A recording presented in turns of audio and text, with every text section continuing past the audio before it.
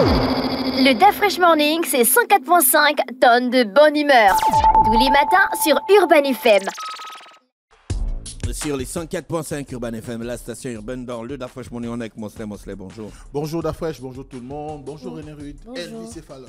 Alors, la politique nous emmène ce matin du côté de chez Ndonsima, qui a un parti politique désormais. Oui, la politique nous amène évidemment ce matin du côté de chez Raymond Ndonsima, qui a un parti politique.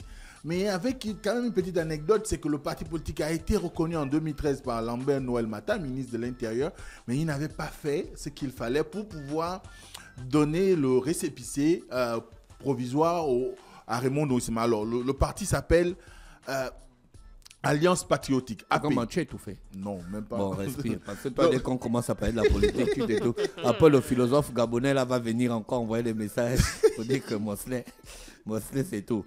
Donc, c'est en 2013, il avait déjà son parti politique. En 2023. En 2023, il a introduit la requête pour pouvoir... Ah, mais tu as dit en 2013. C'est une erreur de ma part, je corrige. Okay. Donc, en 2023... il a introduit la requête, du moins le dossier auprès du ministère de l'Intérieur pour la reconnaissance de sa formation politique. Il faut savoir que de toutes les élections, du moins depuis sa sortie de l'UGDD, puis du Parti démocratique gabonais, Ndonsima évoluait en indépendant. D'ailleurs, ses deux participations au présidentiel ont toujours été sous le sceau de l'indépendance. Ouais, il s'est présenté 2 fois. Voilà. Donc, à partir de cet instant, et on lui a souvent fait le reproche de souvent se lancer qu'il s'est lancé dans cette enquête sans pouvoir avoir autour de lui, on va dire, une arme qui pourrait l'accompagner pour réunir ou rassembler. Et je crois que c'est ce qui a prévalu pour qu'il décide d'aller vers la création d'une formation politique et qui ferait que elle lui serve on va dire, de moteur pour pouvoir assurer son existence politique. Et c'est ce qui a été fait en 2023. Il a donc introduit son dossier auprès du ministère de l'Intérieur de l'époque, sauf que le ministre de l'Intérieur, Lambert Noël Mata, à cette époque-là, n'avait pas daigné transmettre la délivrance du récépissé provisoire. Donc, ce qui a été fait récemment, là, je crois que c'était le 6 mars dernier. Et dans la même foulée, il y a eu la nomination d'un président intérimaire. Vous savez que Raymond Ndonsima est premier ministre de la transition. Donc, il ne peut pas être actif il ne peut politiquement. Voilà, exactement. Surtout qu'il y a eu une recommandation dans ce sens de la part du CTRI pour demander à ceux qui ont des responsabilités au sein du gouvernement ou encore de l'exécutif de pouvoir se détacher de leur action d'antan.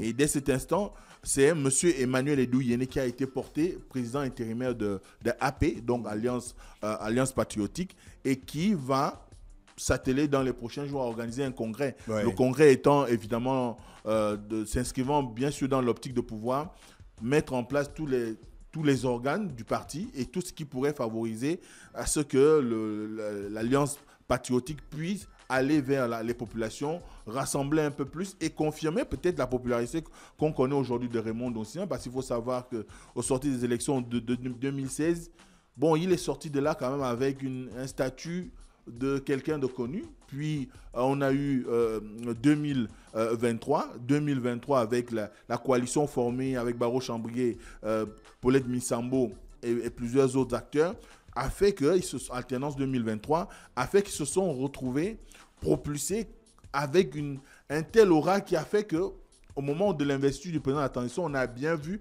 comment les populations ont scandé le nom de Ndonsima, mais également parce qu'aussi antérieurement, il y avait eu une situation avec l'ancien sénateur du Parti démocratique gabonais, Seria Mouvrandjami, qui aussi a amplifié la popularité de Raymond Ndonsima, que beaucoup savent plus ou moins souvent enclin à avoir un certain nombre d'attitudes allant dans le sens de se faire respecter, de faire rester sa dignité.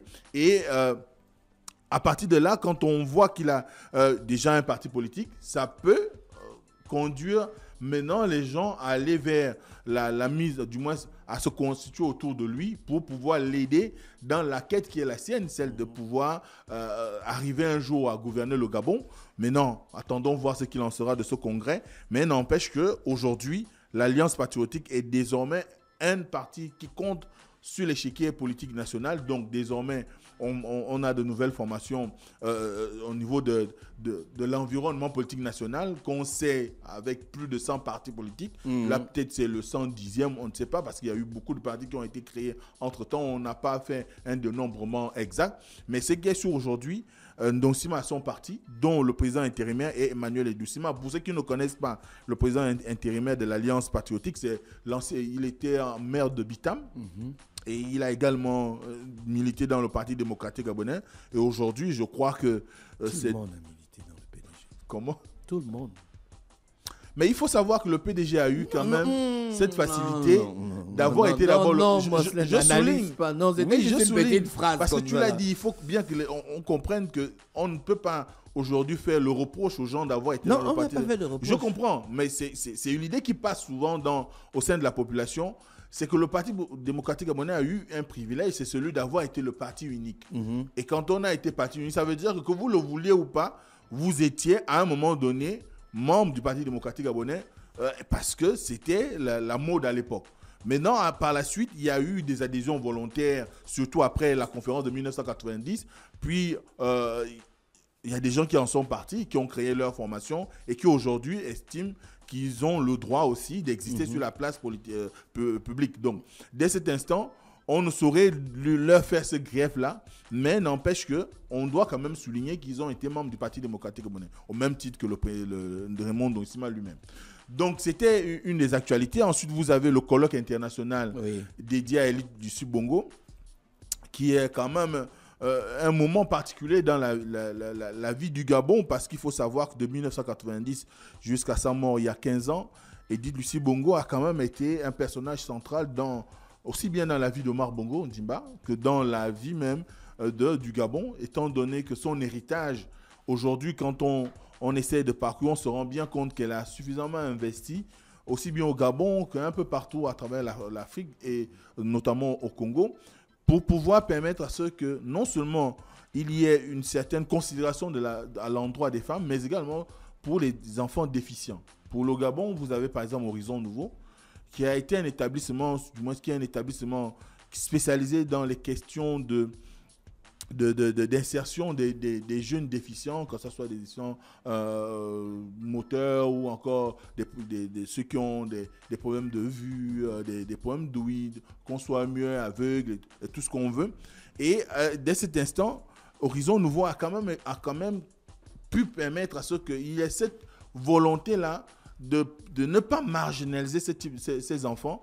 Et ça a créé un environnement suffisamment inclusif qui a fait qu'aujourd'hui, il n'est plus étonnant au Gabon de voir un certain nombre de personnes qui soient handicapées, notamment souffrant d'un certain nombre de déficiences, bénéficier d'un accompagnement de l'État. Parce qu'il y a eu un travail qui a été fait avec Horizon Nouveau, notamment par son entremise. Vous avez Michel Dirac, qui est l'établissement secondaire qu'elle a eu à mettre en place. Vous avez la polyclinique El Rafa, qui est aujourd'hui un établissement de santé qui compte dans notre pays. Et vous avez des actions qu'elle a menées au niveau africain. Par exemple, elle a créé avec d'autres premières dames d'Afrique l'OBDAS, l'organisation des premières dames d'Afrique pour la lutte contre le sida. Et l'OBDAS a été un moment particulier parce que cette organisation a favorisé la prise en charge des personnes vivant avec le sida, aussi bien le VIH au niveau du Gabon, mais aussi au niveau de l'Afrique. Les centres de transfusion, de traitement ambulatoire, donc les CTA dont on parle aujourd'hui au Gabon, c'est en partie une initiative qui a été menée par Edith Lucie Bongo. Donc ça a été un moment particulier au niveau de Oyo, qui est la ville où elle est inhumée au Congo, parce qu'il y a eu un symposium qui a été organisé en sa mémoire pour célébrer ses 15 ans et avec des réflexions autour de son apport scientifique, parce que par ailleurs elle était médecin, avec son apport scientifique, mais également l'impact social qu'elle a pu avoir aussi bien dans les secteurs dont j'ai parlé tout à l'heure, mais également dans la vie courante. Et d'ailleurs la première dame Zita Olikingem a été du côté d'Oyo le 13 mars dernier pour pouvoir marquer son témoignage par rapport à Edith Lucie Bongo qui a été première dame du Gabon et qui a quand même été une des rares femmes de chef d'État qui se souciait non seulement du regard qu'on pouvait porter sur son mari, mais également se soucier des plus faibles. Et qui a mené réellement des combats pour favoriser, on va dire, la prise en compte des personnes vulnérables dans notre pays. Et qu'aujourd'hui, quand on parle de, comme disait la première dame, quand on parle de cet adage, derrière un grand homme se cache une grande femme, ça colle vraiment à Edith Lucie Bongo parce que je ne connais pas un Gabonais aujourd'hui qui nourrirait une certaine animosité à son endroit. Et quand on a vu lors de son décès il y a 15 ans, comment les Gabonais sont allés accueillir sa dépouille de l'aéroport jusqu'au palais présidentiel, des gens ont couru, ont marché, d'autres ont pleuré. Et quand je regardais le reportage qui est passé sur Gabon Première hier, le député Angélique Ngoma faisait son témoignage parce qu'il faut savoir qu'à ce moment-là, elle était comme ministre de la condition féminine. Donc, elle a pu vivre les grands moments d'action d'Edith Lucie Bongo en faveur des femmes. Et elle disait que le fait que les gens y aient eu une adhésion massive pour aller soutenir Omar Bongo lors du décès de son épouse, c'était une façon pour les Gabonais de reconnaître la place que cette dernière occupait, non seulement au niveau de la vie publique au Gabon, mais également dans les cœurs de chaque Gabonais. Et aujourd'hui, je ne connais pas de femmes qui sont arrivées à de hautes fonctions à cette époque-là, qui ne pourrait faire de bons témoignages à son endroit et qui ne saurait dire qu'elle n'a pas participé un tout petit peu à cette élévation au niveau administratif ou encore au niveau politique. Moi, j'ai par exemple assisté dernièrement aussi à une rencontre à l'ambassade des États-Unis où il y avait Mme Yvette Ngoué-Vilo et elle faisait un bon témoignage sur Edith Lucie Bongo pour parler de l'engagement de cette dernière en faveur des femmes. Donc, c'est vraiment dire que au niveau du Gabon, peut-être les manifestations n'ont pas été relayées comme ça se devait, mais ce qui est sûr aujourd'hui, l'héritage d'Edith Lucie Bongo est là et il revient à chaque Gabonais de pouvoir l'épouser, permettre à ce que cet héritage a perdure parce qu'une structure comme Horizon Nouveau, ça a été un joyau. Et je crois qu'aujourd'hui, les autorités de la transition, d'ailleurs, le fait qu'il y ait eu la présence du président de la transition lors de cet hommage rendu hier au niveau d'Oyo, eh bien, c'est une façon aussi de peut-être nous dire que le Gabon pourrait accompagner désormais toutes les initiatives qu'elle a eu à mettre en place parce que Horizon Nouveau aujourd'hui n'est plus que l'ombre de lui-même. Non, ils vont réouvrir. Voilà. Ils vont réouvrir et il y a eu des consultations gratuites pour les enfants de 0 à 18 ans en situation de handicap à la polyclinique El Rafa. Voilà. Donc, c'est une initiative qui doit être pérenne. On doit pouvoir sauvegarder cet héritage pour permettre à ce que les enfants qui sont la première cible de cette institution puissent bénéficier de cet accompagnement. Moi, je connais des dizaines de jeunes qui sont passés par là et qui aujourd'hui sont des cadres dans l'administration et même dans le privé.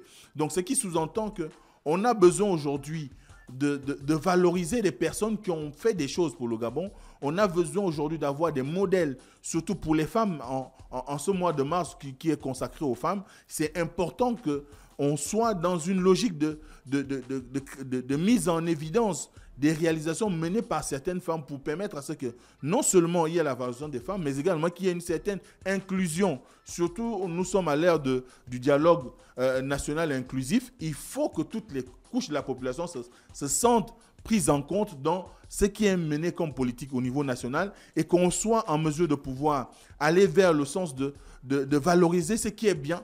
Parce qu'on a souvent tendance à tout confondre dans notre pays, c'est-à-dire que vous avez des gens, lorsqu'il s'agit de politique, ils mélangent tout. Ils font l'amalgame. Ils font l'amalgame. Corbeau et sa mère. Or, on peut avoir l'engagement politique des uns, mais derrière, il y a des gens qui mènent des combats qui sont utiles pour la société. Et Horizon Nouveau a été un combat utile des luttes d'ici Bongo pour notre société.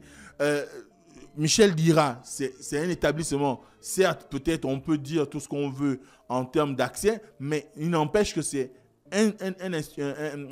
on va dire un établissement qui a été créé dans l'ambition de contribuer au développement intellectuel des Gabonais. Vous avez la clinique El Rafa qui est là, qui est un organe aujourd'hui qui mériterait d'être accompagné par l'État, parce que moi j'ai pu apprécier le témoignage d'une dame aujourd'hui qui est professeure de rang A d'université, notamment en médecine, qui a fait toutes ses classes à la polyclinique El Rafa. Donc c'est dire qu'il n'y a pas eu que des moments de souffrance dans la vie de certains au contact des réalisations menées aussi bien par Omar Bongo que son épouse, mais il y a aussi eu des bons moments. Et ce sont ces bons moments-là qui doivent nous permettre aujourd'hui de nous inscrire dans une logique de préservation. Les autres évoluent parce qu'ils reconnaissent aussi l'héritage.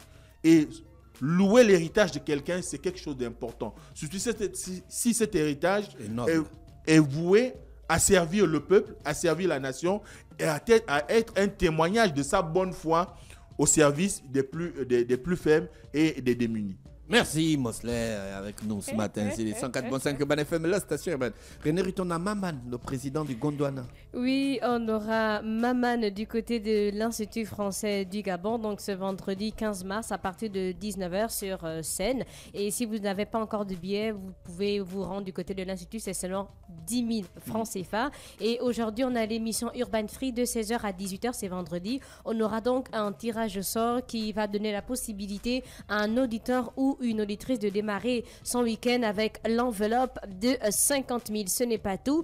Du côté de l'Afroland, Luxor, qui je rappelle est situé à l'intérieur de l'hôtel Hibiscus, il y a les soirées After Work spécial Old School à partir de 17h pile pour vendredi, et aussi demain soirée Ladies Night pour les femmes. Merci à tous les auditeurs avec nous ce matin sur les 104.5 Urban FM, la station. Et bien, vous allez passer un très bon week-end en compagnie de vos amis et de votre famille, et n'hésitez pas à faire un tour, à aller remercier le Seigneur de vous renouveler chaque matin le souffle de vie. Voici l'horoscope des auditeurs. Le DA Fresh Morning, c'est 104.5 tonnes de bonne humeur. Tous les matins sur Urban FM.